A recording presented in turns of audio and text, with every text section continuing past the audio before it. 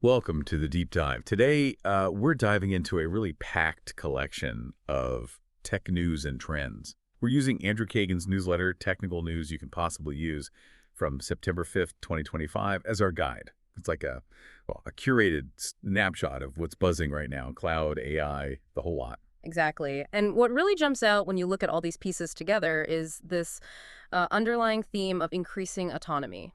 You see it everywhere. Tech becoming more self-managing, self-optimizing, maybe even self-evolving in some cases. And, understanding that trend is pretty critical for figuring out where things are headed. That's a great way to frame it. Yeah, you can definitely see that thread running through everything from the Yeah. basic cloud stuff right up to like quantum AI. So, okay, let's kick things off with the foundation, the cloud, specifically Azure. Right. Mhm. First up, Microsoft seems really focused on core stability. They got these top 3 reliability actions. That's not just about keeping the lights on, is it? And then there's also news on the Azure Web Application Firewall. No, it's definitely more than just basic uptime. These reliability actions, they're about Microsoft using predictive analytics. They look at network data and actually reroute traffic before something breaks. It's proactive, not reactive. Sort of like self-healing infrastructure. Ah, okay. So for you running your business on Azure, that means more confidence in, well, things just working. Less hoping, more trusting. Exactly. Business continuity built on resilience. And the web app firewall updates, also key.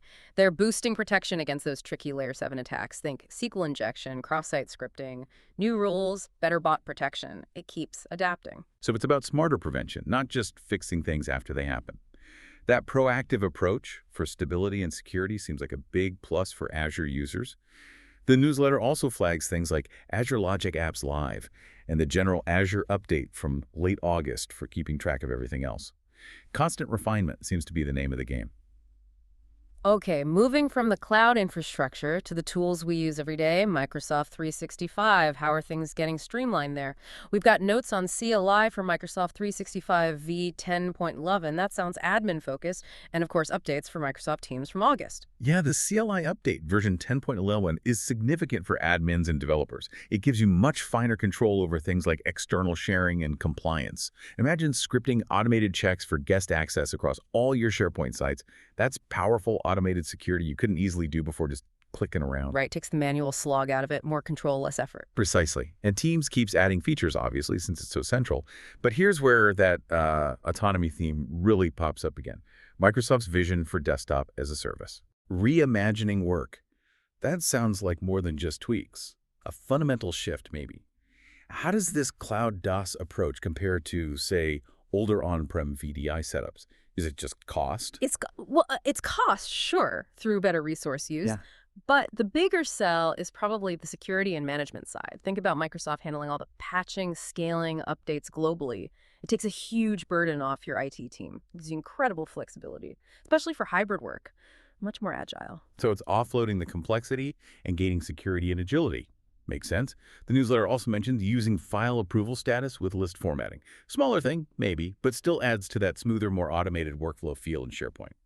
Okay, let's talk low-code and business apps. Power Platform seems to be getting a serious AI injection. We've got a deep dive into generative orchestration from a PowerSeed webinar. And big news, user-defined functions, UDFs, and Power Apps are now generally available. .shit GA. That UDF general availability is huge for citizen developers, seriously. Before, if you had complex logic, you'd be copying formulas all over the place. Nightmare to maintain. Now, you write it once as a UDF, give it a name, reuse it everywhere. It brings abstraction to low code, fewer bugs, faster development, empowers non-coders. So there's a more Oh, autonomy, yeah. right, to build more complex things themselves. Exactly.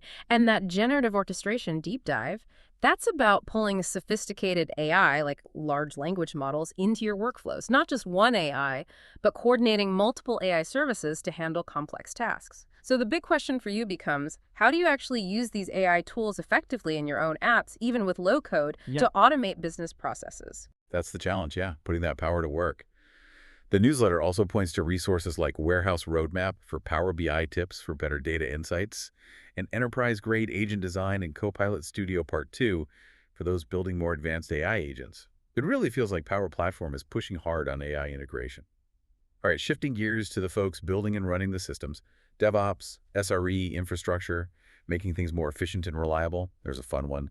7 Python built-ins that seem like a joke until you use them. And then something very current.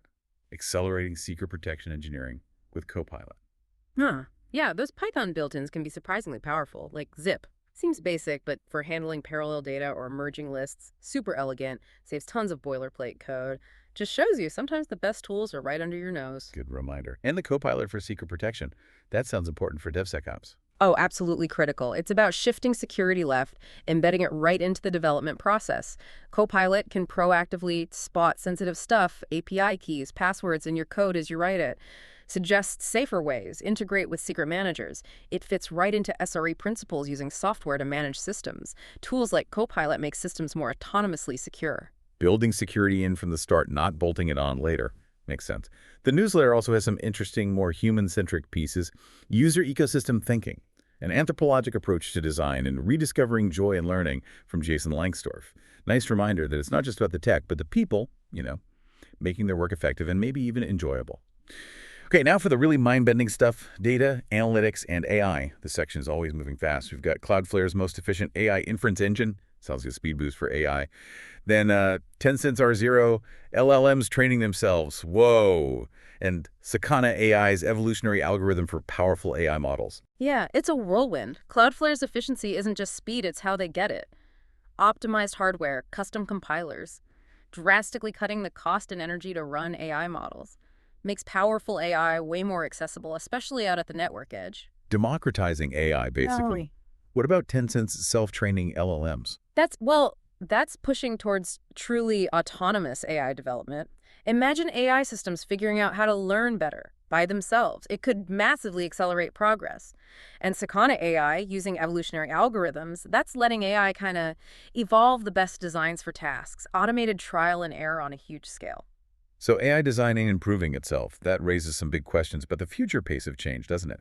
And what intelligence even means. It absolutely does. How do we manage systems that improve themselves at that rate? It's a profound question.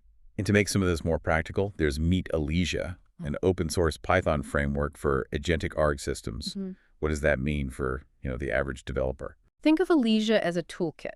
It helps you build AI agents that are really good at using your own data. So instead of a generic answer, an agent built with Alesia could search your company's internal documents, understand the context, and give you a much more relevant, accurate answer, like a legal AI using your firm's case files. Makes that sophisticated retrieval augmented generation much more practical for specific tasks using Python. Got it. Bringing advanced AI down to earth a bit. With all this powerful tech, security is obviously paramount. So what's new in protecting our digital world? The newsletter highlights Microsoft Purview, e-discovery workflow in modern UX, which seems focused on streamlining legal and compliance tasks. But then there's this forward-looking piece, securing and governing the rise of autonomous agents from Microsoft. That sounds complex. The Purview update is important for regulated industries, yeah. Makes managing legal holds and investigations smoother. But that securing autonomous agents piece, that's tackling the next generation of security challenges. Think about AI agents talking to each other, agent to agent or A2A, using things like the Model Context Protocol, MCP. How do you ensure they're secure? How do you govern their actions? It's not just firewalls anymore. It's about managing potentially unpredictable autonomous systems, a whole new ballgame. Governing AI, not just securing networks. That's a shift. We also see AI insider threat simulation using AI to find internal risks, and post-breach browsers for Microsoft Defender experts. Reminders that threats are constantly evolving, right?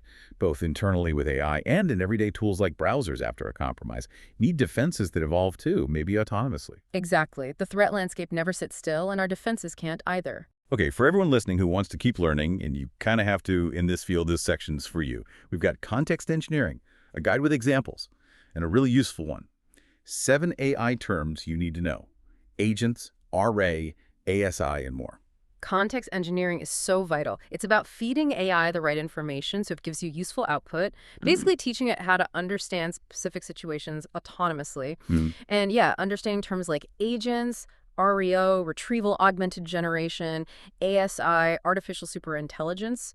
It's not just jargon anymore. It's becoming fundamental literacy for anyone working with tech. You need this vocabulary to even follow the conversation, let alone contribute. So you really have to ask yourself, are you investing the time to learn the language of tomorrow's tech? Your ability to adapt depends on it. Couldn't agree more. And there are lots of resources listed here to help. Copilot webinar.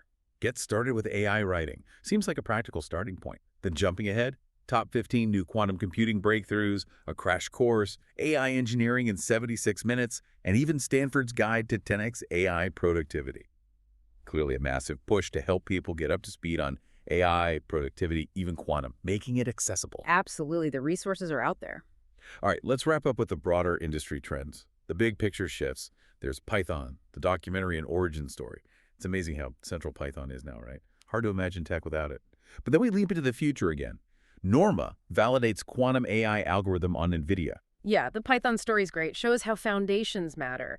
But that Norma validation on NVIDIA hardware, that's significant. It connects to another piece. Transforming scientific discovery with Microsoft Azure plus NVIDIA. It's about synergy. Pairing NVIDIA's classical computing muscle, GPUs, with emerging quantum capabilities. They're betting this combination can tackle problems neither could solve alone.